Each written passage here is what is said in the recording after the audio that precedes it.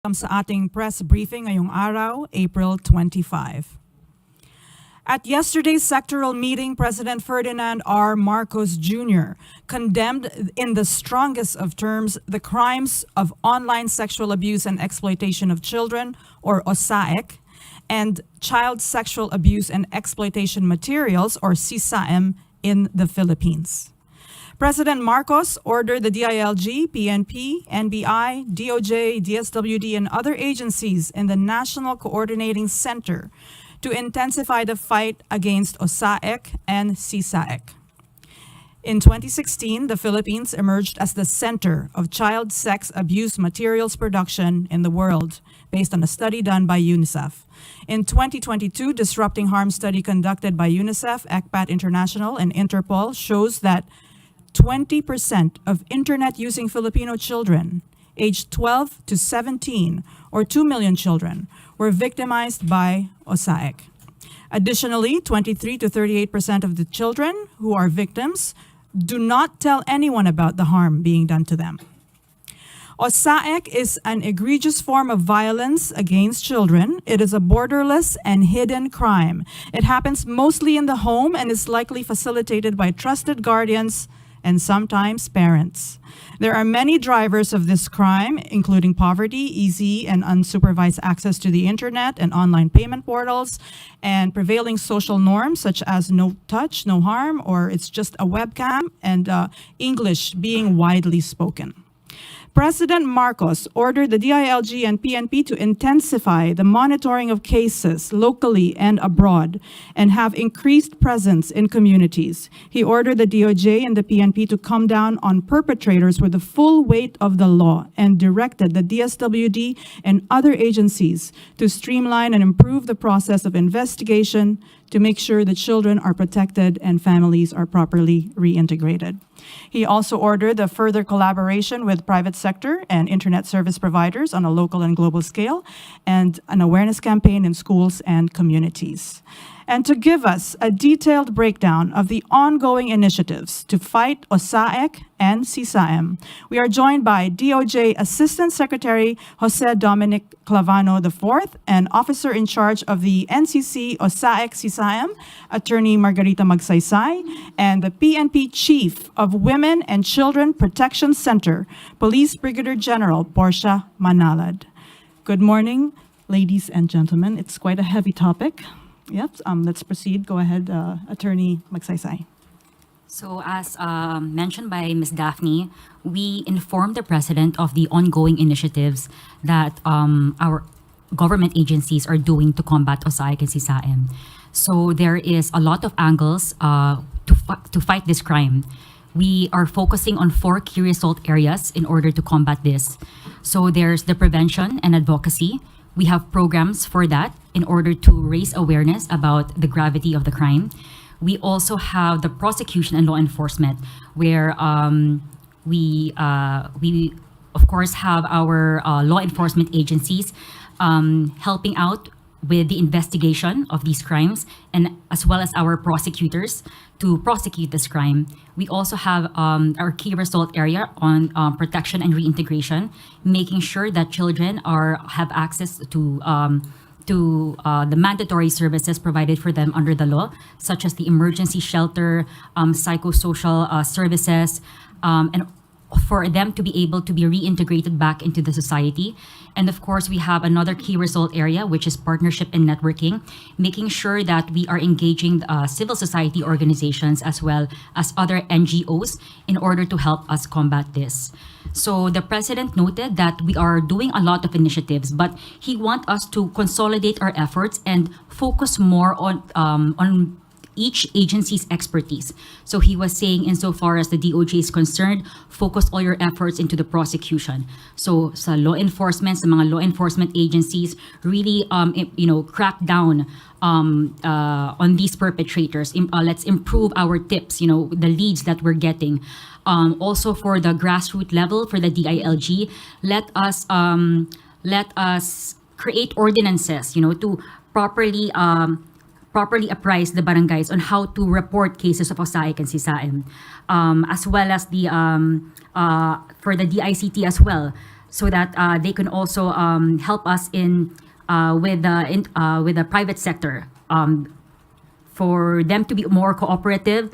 Of course, because they have data that will be able to that will help us generate and lead us to IP addresses of certain users, which will be helpful for our law enforcement agency officers to crack down on who are sending these kinds of sisaem, who is receiving these kinds of sisaem.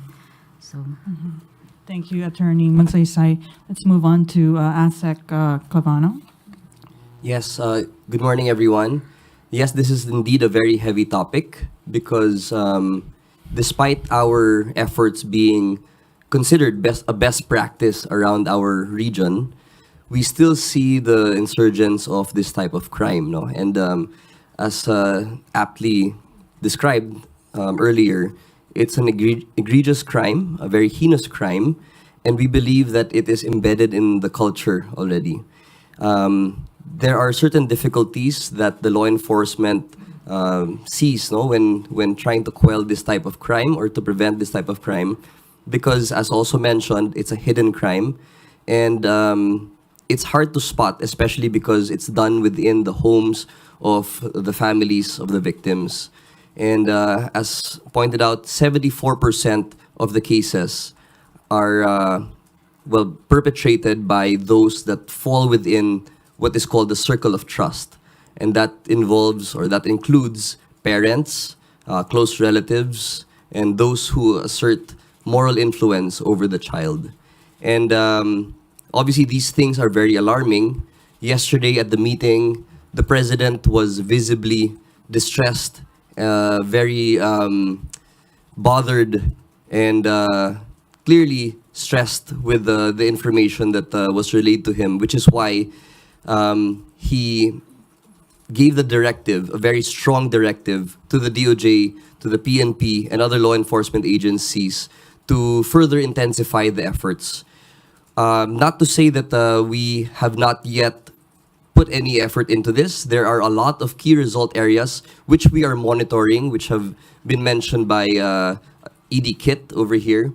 But his directive is to further intensify these efforts, to further look into how we can come up with a holistic solution, because this cannot only be done by a whole of government approach, but if not, whole of nation approach, which includes the private sector, the social media platforms where these crimes usually occur.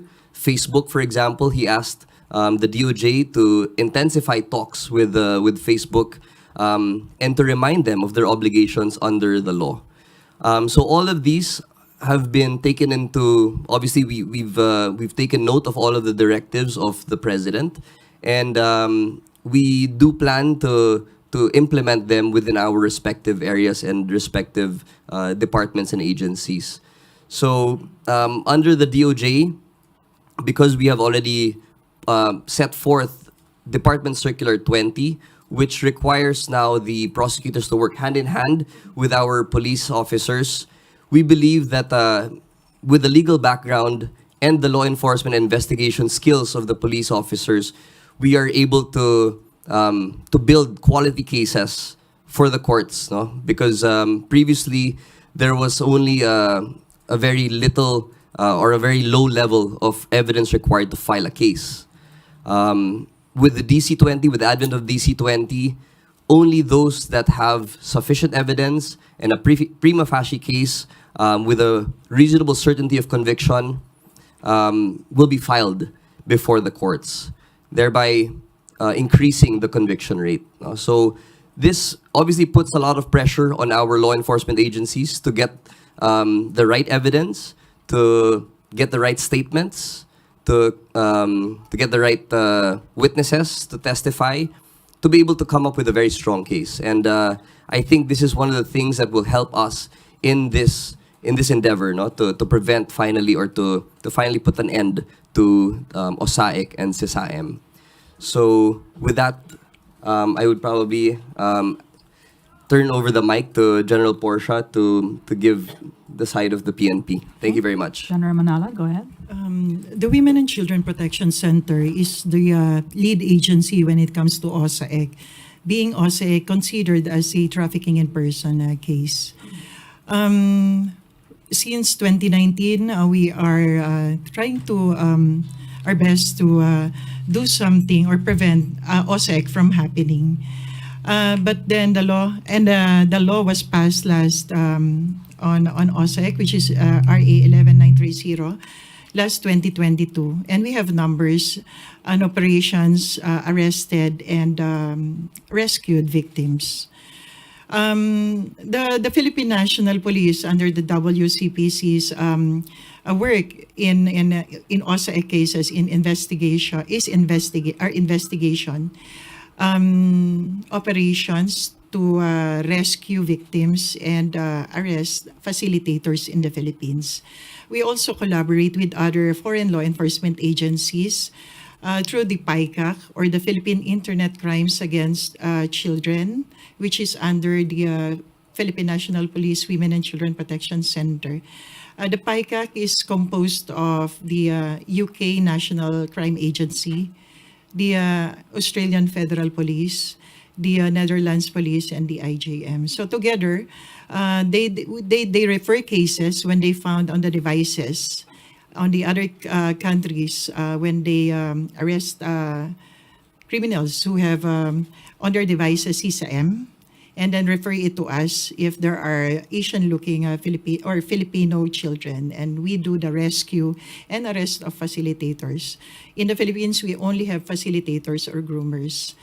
Right now, we don't have yet those perpetrators buying CISA-M. So that is for the Philippine National Police. Thank you. Any questions? Okay. Harley Valbuena, DZME. Microphone. Hi, good morning po.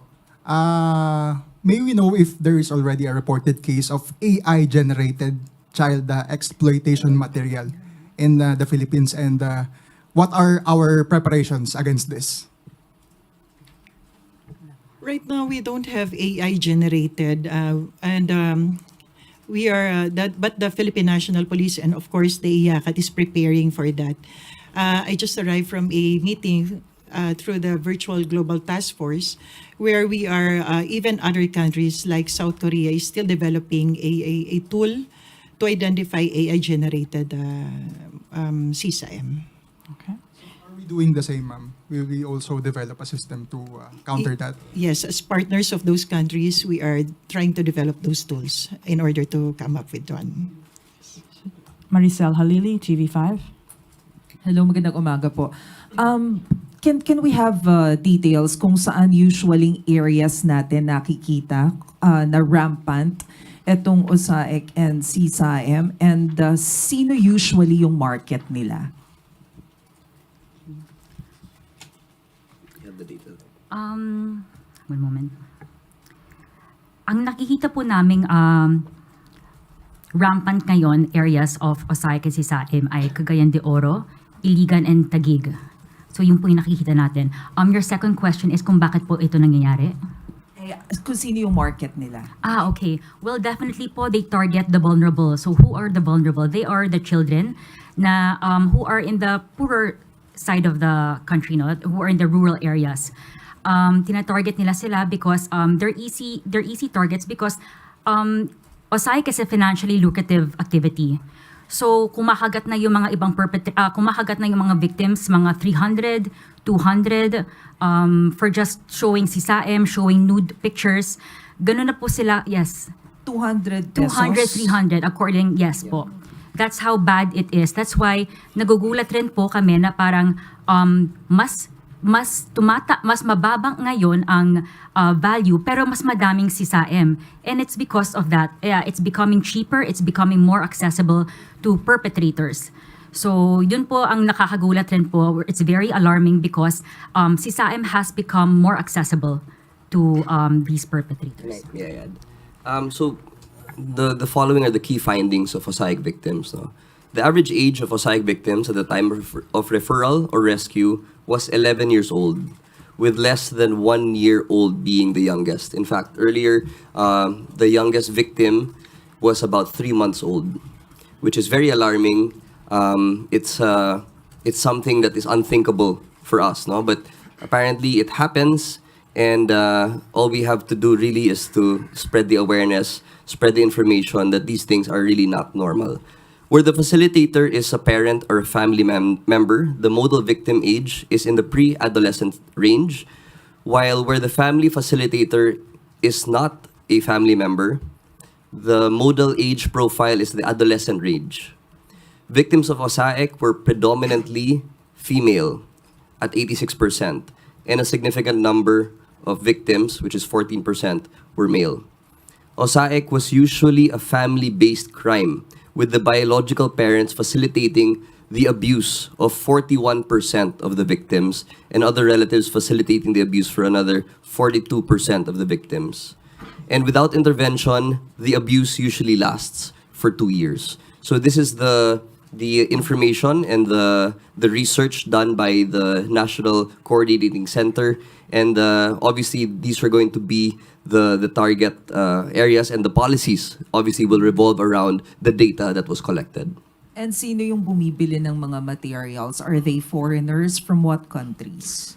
Well, usually they are older men from English-speaking and more developed and Western countries.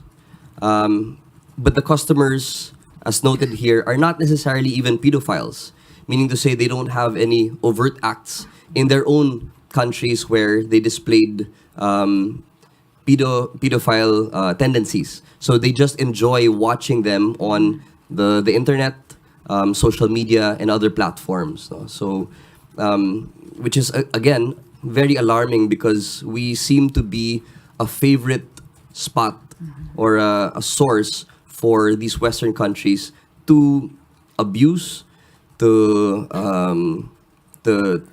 simply view, and it really does not feel comfortable, no, for our children, or for us in government, that our children are being used and viewed all over the country in this way. Okay. Alan Francisco, PTV4. Hi sir, hi ma'ams. Cagayan de Oro, Iligan, both from Mindanao at isa sa Taguig dito sa NCR. Anong commonality sir ng tatlong ito?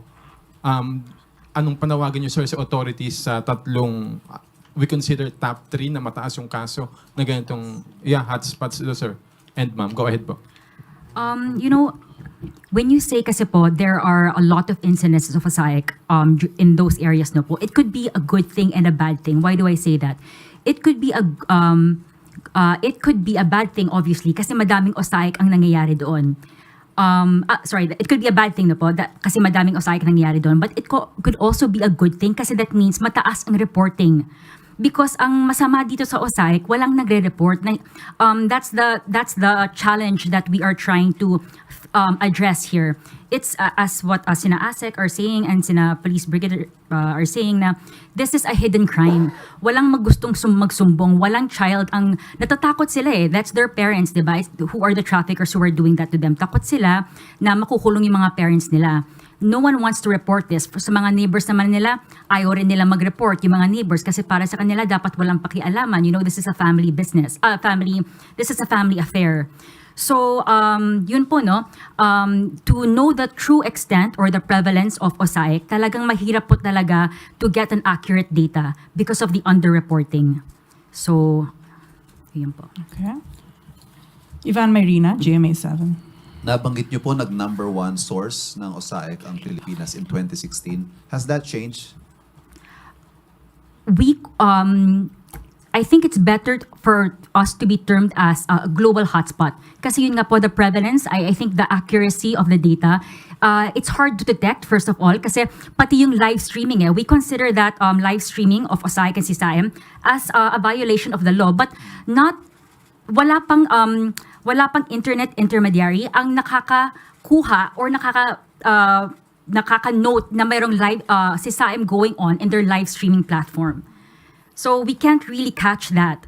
That's one of the things that we are in continuous talks with the internet intermediaries, mga social media platforms, is that we need to catch them in the live streaming platforms that you are providing to your users. Dapat mahuli rin natin sila doon kasi madami nangyayari niyan eh.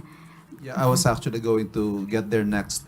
Are we getting cooperation from the telcos and also, yeah, from the social media platforms by which these are perpetrated? Yeah. So we are getting cooperation. Meron namang mga internet intermediaries who give us access to their portals, which is easier for our intelligence agent to report to them any cases of OSAIC and CSAIM. That's good. But ayun nga, under the law kasi marami rin talaga silang duties and responsibilities eh. Like for example, their turnaround time for reporting to the DOJ any incidences of OSAIC is 24 hours. Nako-comply naman pero sometimes may mga lapses din. At saka ayun nga, we hope to be able to mandate yung mga internet service providers to continuously upgrade their system kasi we're hoping na we'll have that technology na hindi na po tayo IPv4. IPv6 na sana. What do I mean by that? The way I understand it is we are able to detect from one IP address to one definite user. So I understand that will be a definite big help sa mga law enforcement agents namin because they have the information. Kaya lang yung IPv4 na binibigay sa kanila ay ang dami mga users who are using the same IPv address. So ayun po, that's under the law. Talagang it's just a matter of pushing talaga or getting a policy from the government mandating mga telcos. One last from my end. Do we have an estimate how much money goes around in OSAIC? I mean, how much is the quote-unquote industry worth? I can give you po yung STRs, the Suspicious Transaction Reports that is reported by the AMLC. So, in their study po, the volume of the suspicious transaction reports that was reported to them by the covered persons, mga banks ito, mga money service businesses, for the year 2020 ay 83,348,106 in value. So that's just for the... Yes, in pesos. So that's just for the second half, no? Second half of 2020. In 2021, yung STR volume po, Suspicious Transaction Report, was 68,214. That's the volume. And yung value naman ng volume na yon is 996,705,339.80 pesos. Sa 2022 naman, the STR volume is 92,200 and its value was 478,278,797 pesos, 0.81 cents. So safe to say billions na po ang Billions. umikot na pera dito. Yes. Thank you. Okay. Maybe also we can go back to how during the pandemic, when children were at home, they were not safe. Okay. The study also shows that children are largely unsupervised online in the Philippines. Meaning, akala nyo safe sila, tahimik sila, okay sila, pero hindi nyo naman alam kung anong ginagawa nila sa internet. So, unsupervised by parents. They are English-speaking, so targeted sila ng mga predators abroad dahil madali silang kausap at mababait ang mga Filipinos. They're hospitable. And again, easy and free access to the internet and mobile phones dito sa Pilipinas. Kaya naman, yesterday, President Marcos was very, very alarmed and very, very disturbed at gusto niya itong tutukan ng lahat ng ahensya and whole of society and even the private sector. Dahil sabi niya, wala sa kultura natin ito. Hindi to gawa ng Filipino. However, dahil online na siya at masyado na siyang common, even the parents think na wala namang nasasaktan dahil camera lang siya. Pero mali yun, mali yun. Okay, let's go to Julie Aurelio, Inquirer. Hello, Attorney Magsaysay. You mentioned, well, you've all mentioned that OSAIC and CSAIM is a hidden crime. Given that we have a problem with the reporting of cases, do you have like a projection or an estimate of how much is actually goes unreported? Say, if you have, say, 5 cases, how much is actually unreported to you? It's hard to It's hard to capture. capture something po na unreported. But ganito na lang Maybe po. just a projection. Yeah. So a lot of our investigations na po are actually coming from law enforcement, international law enforcement. Yung sinasabi po ni Police General na PICAC no po, we have very good coordination with them. And doon lang natin sometimes nalalaman na meron palang biktima dito. So and I think we get a lot of our tips and leads from the foreign law enforcement. So nakakatulong po sila because ayun nga we're not, if we don't have any tips coming from them of any Filipino victim who is in the Philippines, we will not know because it's hard to be able to know na kung hindi walang reporting sa ganun. Sorry, I'm sorry, ma'am. My next question is directed to you. So, tama po ba yung intindi ko? There are little to few cases reported to local law enforcement? Is there a little thing? Tama ba, ma'am? General Manalad? Yes, ma'am. Ganito po kasi yan. May mga findings kami na sa ibang bansa, pag may mga nahuli, yung ating mga other foreign law enforcement agencies, they will refer those cases to us pag may nakita sila sa devices na may mga foreign, Asian looking. So pag nakita nila yon, ni-refer sa amin, we will try to find yung bata, kung sino man yung nandoon sa CSAM. And then pag nakita namin na Filipino yon, we will try to rescue the child and arrest yung kanyang facilitator na sinabi natin kanina, usually somebody na parang relative or guardian ng bata. Ganito po kasi nakikita namin, isang facilitator, maraming bata. So kaya dumadami yung CSAM natin. Kasi sa isang bata, usually 2, 3. Ganon po yun. So isang facilitator o isang offender na nasa Philippines, ang kanyang nakukuha or yung nasa ibang bansa, ang nakukuha niyang CSAM ay marami. Maraming bata ang kanyang nalulure o yung nakukuha o nagugroom, yung tawag ho namin. So maraming CSAM from the Philippines, sometimes isa lang ang offender o isa lang ang facilitator or groomer. Just to follow up, sorry, just the last question. Following up on that, when you arrest the perpetrators or the groomers or the facilitators of the crime, ano yung explanation ano yung sinasabi nila sa inyo, why do they do that to their own wards, to their own children? And the second question may be answered by the DOJ. Do you have statistics on successful prosecution of such cases, like which actually reach the prosecutor's level, the court level, etc.? Thank you. Yes, ma'am. General Yes, Manalad. of course, yung sasabihin nila, kailangan nila ng pera. Talaga napakadali hong kumita dito sa ganitong transaction, lalo na kung galing sa ibang bansa. Yung isang offender namin, millions ang kita niya sa isang buwan. So, masyadong lucrative or masyado siyang enticing para. And yung kanilang galing lang sa paggawa ng mga channels ang kanilang puhunan. Others naman, lalo na kung ito ay kamag-anak, ay facilitator on the or grooming para magbigay o gumawa ng isang content ang bata o isang CSAM. Usually, hindi nila alam yung mga magulang na ito pala ay kung hindi naman physically nahahawakan yung bata, ay walang harm dun sa bata. O kaya, sometimes yung mga magulang ay wala doon at itong mga bata ay nasa guardian.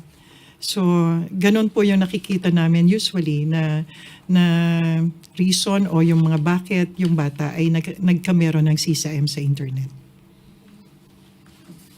So on the Sa side of prosecution po, yung sa prosecution. prosecution, Po, sir. yes. So I have data here on the convictions made under several laws before the the OSAIC law was passed. So since 2009, there have been 523 convictions. When the law was passed in 2022, there was out of the 523, almost 200 convictions were made after the law was passed. So we see a very significant jump, no, after this law and this tool was given to the law enforcement and to the prosecution to actually convict perpetrators of OSAIC and CSAM. However, this number is still not satisfactory to the government and to the president. And that is why he asked and he directed the relevant agencies to further ramp up their efforts. Because even if we have seen a spike because of the law that was given to us, and we obviously thank the Congress for giving us such a valuable tool in preventing these and to catch these perpetrators, we still think that there's a lot to be done, a lot of ground to be covered in terms of OSAIC. And as already mentioned, these will come in the form of grassroots reporting mechanisms, whereby people who are embedded in the community, people who have standing in their areas, will serve as that mechanism to bridge between the community where the crime actually happens and the law enforcement who can do something about it. But even then, just so I may add, even if the law enforcement gets a hold of the information, it's still a tough job considering that most of the perpetrators are within the circle of trust. So, we have to look at the problem holistically to be able to come up with a holistic solution as well. Because once you separate the families from the child victim, the problem does not end there. You have to be able to reintegrate them properly into society. Without the necessary rehabilitation, reformation, and reintegration into the community, then you're just creating a bigger problem. So these two things go hand in hand, the convictions, the prosecution, wherein we will take strides in making improvements, but also the reintegration, reformation, rehabilitation of the victims. Alvin Baltasar, Radyo Pilipinas.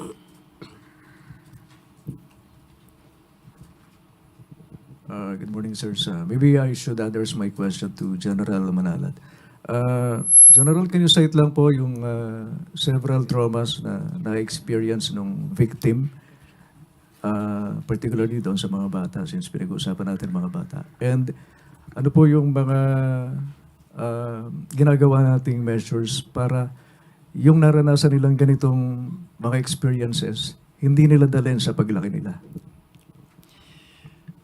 Nasabi ko kanina na ang WCPC or ng Philippine National Police is involved in the investigation, the rescue and arrest of the facilitator. During the process of course yung ating mga investigators are trained to handle children. And may mga tools na rin ho tayo like VD, the video, during the interview, meron na rin ho tayong tools na ginagamit so that they will not be re-traumatized when they tell what happened to them, yung pag-interview ng police. During the interview ho, nandun ang DSWD as part of the IACAT. And then yun pong psychological intervention ho, under yun ng DSWD. Sa amin ho is the interview so that we can file cases against the perpetrators. But then, ganun din ho, kami ho ay trained in the Philippines and abroad on how to handle children, victims of OSAIC. So, sa tingin ko ho, and yung trauma ho, nakikita namin na meron ho kaming mga dati na rescue, pero ngayon ho ay facilitators na when they grow up. Yun ho yung mga nakikita namin na may mga nakita ho kami na gano'n. Though ko konti ho, yun ho ang ayaw namin maulit pa. But then maganda ho yung programa ng gobyerno, especially ng tulong ng IACAT through yung different agencies, lalo na yung DSWD as partner ho namin during the handling or yung interviewing of the child victim. Okay. Alexis Romero, Philippine Star. Yung nabanggit ni General, medyo disturbing po yun. Yung dating victims, naging exploiters na. So, tanong ko muna, ano po bang sectors yung vulnerable sa ganitong uri ng crimes? Again, ano yung profile ng mga usually nabibiktima nito? Although nabanggit nyo yung they are from poor families mostly. Meron po. This, a lot of studies actually po were conducted already regarding sa OSAIC na po. So this was a study conducted by IJM. Yung mga key findings sa mga OSAIC victims. So I think this was actually mentioned also by ASIC Mykono. So they are usually from the vulnerable sector of society. Usually also, family-based crime siya. So usually dapat may access talaga yung facilitator sa child.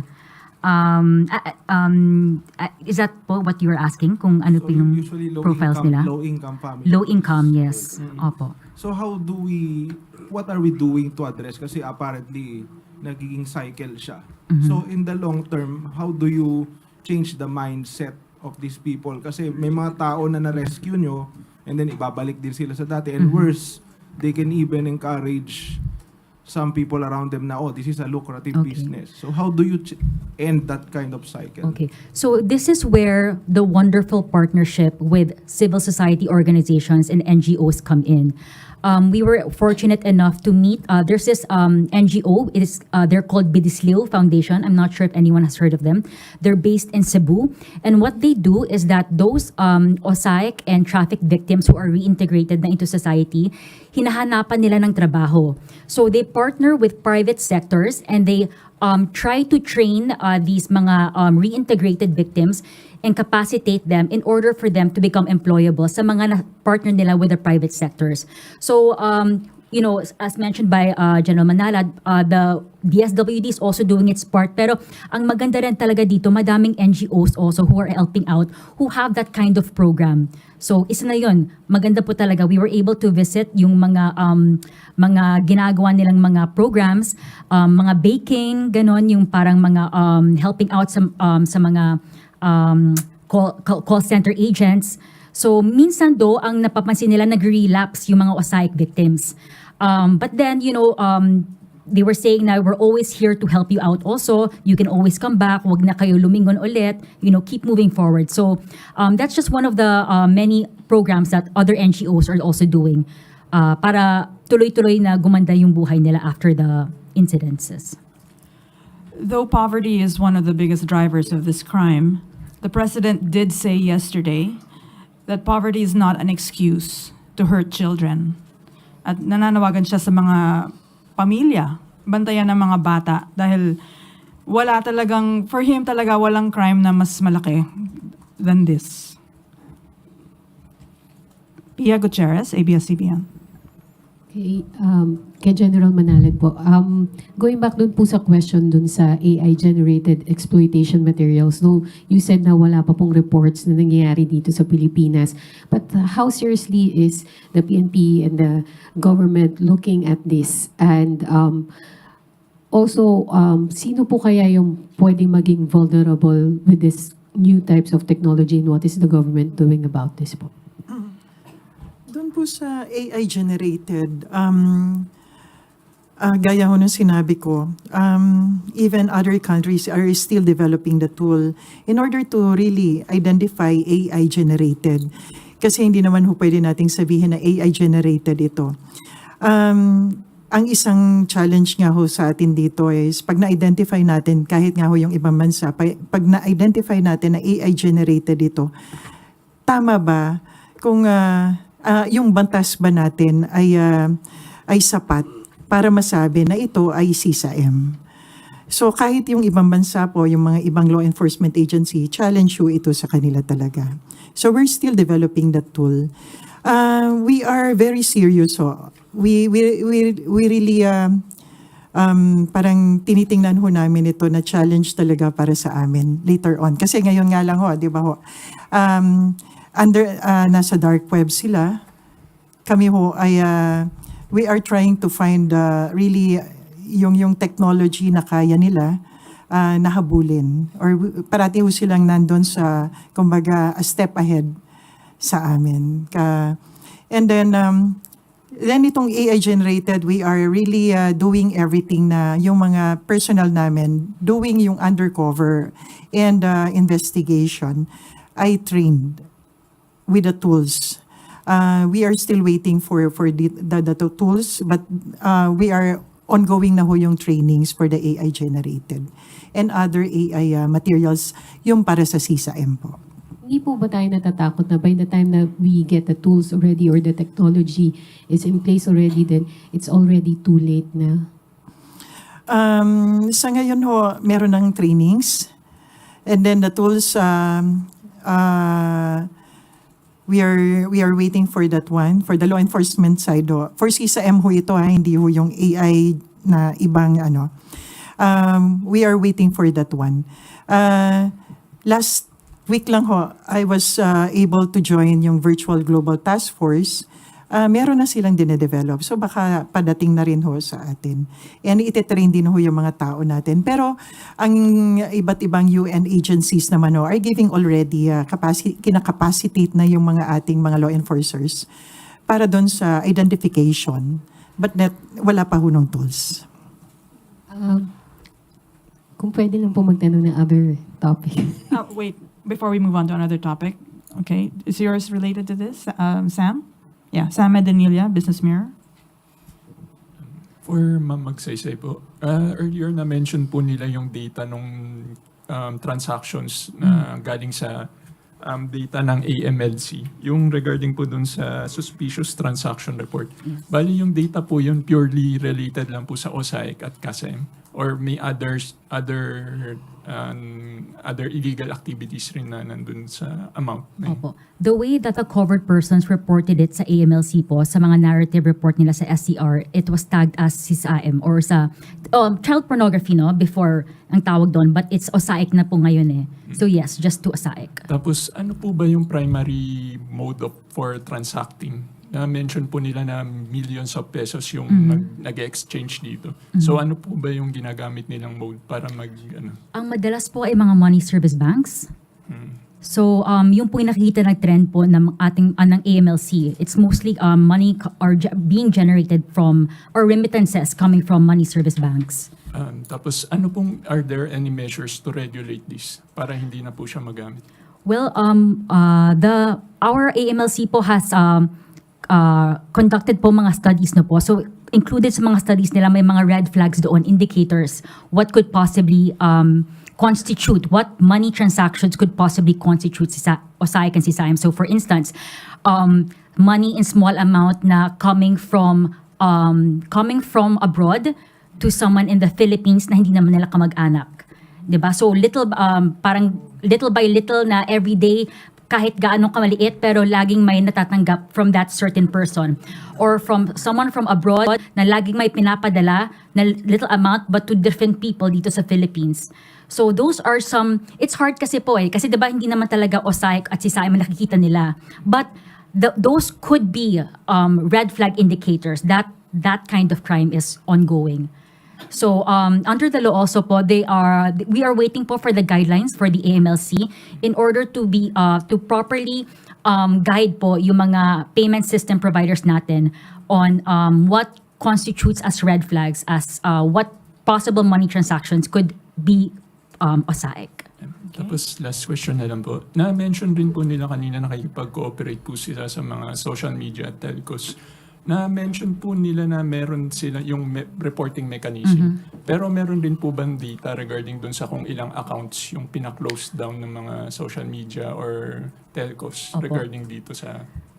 So, ang close down po is different from takedown. So, when you say close down, sa NTC yon, sila talaga yung nagba-block ng buong website. Kapag takedown naman, you just take down the material. Opo.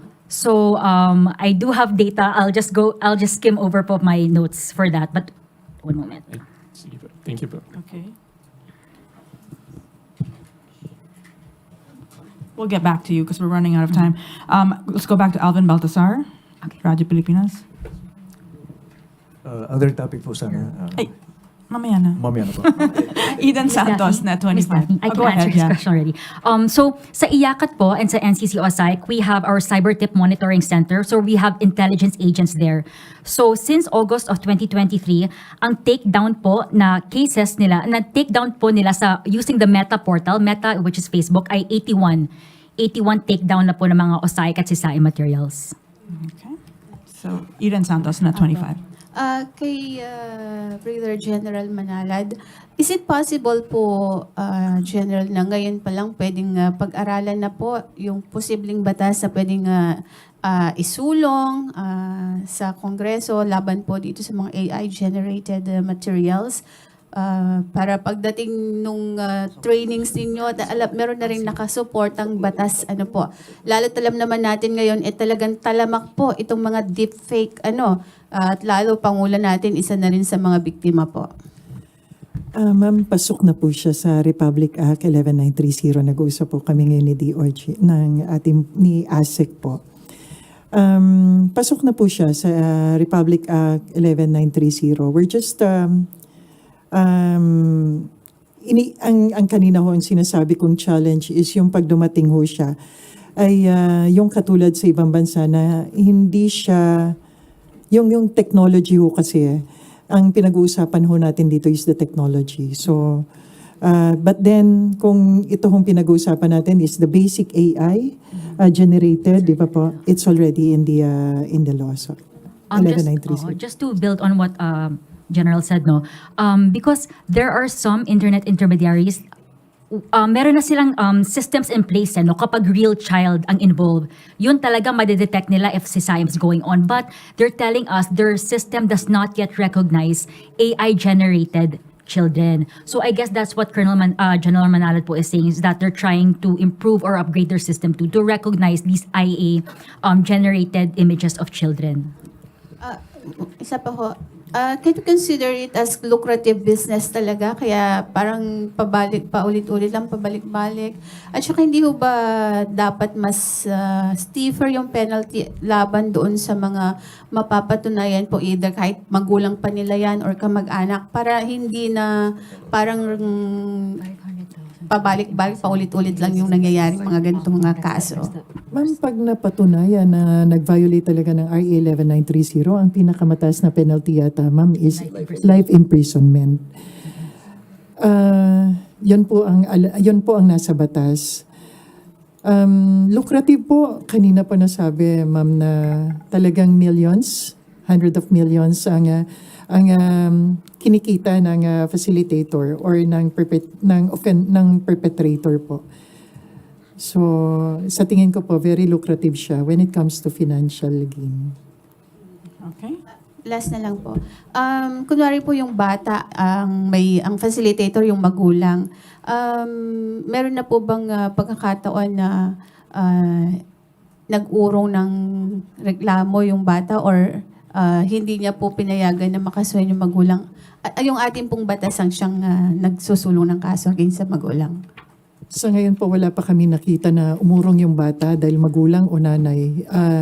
Usually ho, ang bata ay nakahiwalay na kagad sa magulang o sa kung ang perpetrator ho, o yung facilitator niya ay yung nanay niya o yung tatay niya. To add to that, no po, we actually have, the DOJ actually issued a memorandum circular, no, directing all our prosecutors to vehemently oppose mga affidavit of desistance that was executed by the child or the family or the guardians. So, ayun po. That's actually also as directed under the law. Bawal pong affidavit of desistance. Okay, Narciso, DZRH. We have time for just a few more questions. Asek Lavano, doon po sa nabanggit na 200 convictions noong 2022, pwede pong malaman out of ilang cases na na-file ito? About 750 cases. So it's a very high conviction rate. Again, mainly because of the case build-up rule.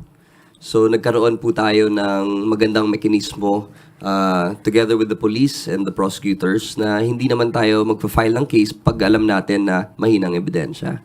So with the new department circular mandating the hand-in-hand coordination between the police and the prosecutors, we've come up with a very good conviction rate. However, just the number of cases that have been filed alone are unsatisfactory to us so far. So kahit maganda po yung conviction rate, and at least we know that we have a good mechanism on hand, we still have to ramp up the number of cases being filed in court.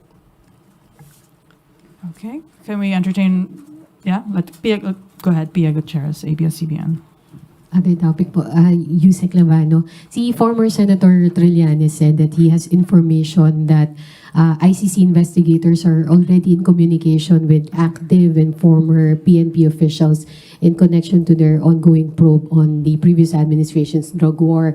Meron na po ba is the DOJ aware of this? Well, we have not received the same information. No? So, just like everybody else, we found out from Senator Trillanes about this supposed development. But I think we've been consistent from the very start that we have a working justice system here in the Philippines, evidenced by a lot of different cases and reforms that we have been undertaking. And the commitment has never been stronger, no, to prevent and to hold responsible and accountable those erring law enforcement officers who engage in this heinous crime, I would say, no, of extrajudicial killings. So even without verifying the information, the government stance is consistent ever since. The president has been very firm by saying that we will not recognize the jurisdiction of the ICC because we indeed have a very well and robust justice system. Following on that, sir, since the Philippines will not cooperate in the ICC probe, does that cover government officials as well? Meaning, bawal po ba sila makipag-cooperate on their personal capacity if kinontak sila ng ICC? Well, as mentioned by the Solicitor General, this is a government policy. No? So when a government officer or official is coordinating with the ICC against, no, the direction or the orders and the policy of the government, there may be accountability involved. So it's, you know, if there's any law enforcement or government official that goes against the policies and orders of the authorities in position, then obviously there will be some sort of conflict of interest. There will be accountabilities and definitely liabilities that go with it. What about retired officials, sir? Well, if they are acting in their civilian capacity or personal capacity, then of course we have little to hold over them, no? However, again, we will not recognize anything that will come out of that conversation or coordination with them. Thank you. Last na lang, sir, anong pwedeng ikaso sa kanila?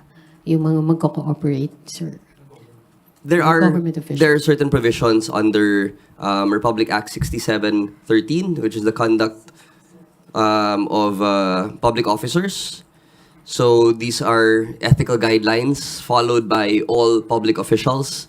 And obviously, if you go against the policy, it will be found under those provisions, no? The liabilities. Thank you. Thank you. Alvin Baltasar, Radio Pilipinas. Mike, please, Eden. Oh. Asek Labano, other matters din po. Asek, any update on the legal process currently being undertaken in the case of Pastor Apollo Kibuloy amid his refusal to subject himself to the court's jurisdiction? Well, obviously, the respondent or the accused has to submit his person to the court for the court to be able to assert its jurisdiction, no? And to subject him to other processes under the law. As of right now, there are 2 outstanding warrants of arrest for the 2 cases of child abuse and qualified trafficking. Just as an update as well, we've transferred the cases from Davao to Pasig City so that the same team of prosecutors may be able to prosecute both cases together and jointly. No? We are still, obviously he's still at large, so the law enforcement agents are still on the lookout, and they've continued the operations to be able to arrest on the basis of the warrants that have been issued by the court. Asek, since nabanggit nyo na he's still at large, based on the information you have, nandito pa rin ba siya sa Pilipinas? Yes, we do have information that he is still within the country, unless there are new developments from the police, no? But as far as our information is concerned at the DOJ, he is currently still in the country. Isa na lang, Asek. How about the case of Bantagan Tevez? Kamusta na po sila? Well, obviously there's an international component to the Teves case, no? He is now arrested and under the custody of the police in Timor-Leste. However, we are awaiting the decision of the courts there, as we have submitted already the request for extradition, no? The NBI, when they got to Timor-Leste, actually that operation was a success, because when they had arrived in Timor-Leste, 2 hours after their arrival, the arrest of Teves happened, no? And for them to come home without him is not an unsuccessful operation. In fact, it was successful because the only responsibility of the law enforcement, especially the NBI director, was to have him arrested. So it was a success. I think the director was just being humble when he said that they were being uncooperative over there, but it was no longer his responsibility. It is the responsibility of the legal team to now go through the process to have him extradited or deported back to the Philippines. So, with these things, we just have to stay patient. We are dotting all the I's, crossing all the T's to make sure that we follow the right process. We afford the respondent due process, so that there is nothing that can be attributed to the government saying that we took shortcuts and whatnot. So we have taken every process possible to get this done. And we're here at the tail end now. Once he's back here in the Philippines, we hope that he will muster the courage to finally face his charges in court. Yung kay Bantag, Asek. Yung kay Bantag, patuloy pa din po yung manhunt ho natin, no? We have a general idea already of his whereabouts. So it's just a matter of time. Again, with these things, we just have to stay patient. These things don't happen overnight. The wheels of justice, they grind slowly, but they grind very finely. So we just have to stay patient. Thank you, Boss. And no, okay. I think this. Okay, last question. Julie Aurelio, Inquirer. Yeah, it's okay. Mike, please. May request po yung Akbayan for the DOJ to issue a whole departure order against Kibuloy. What do you have to say about that request? Thank you. Yes, that has been brought up, and I believe the prosecutors have already filed their motion, no, to issue a whole departure order. These are normal legal processes that the prosecutors are very used to.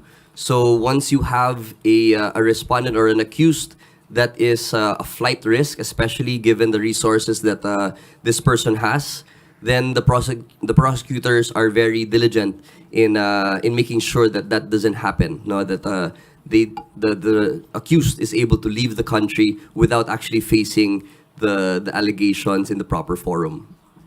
But so far, sir, is he on the lookout bulletin of the BI? Yes. Yes. Thank you, sir.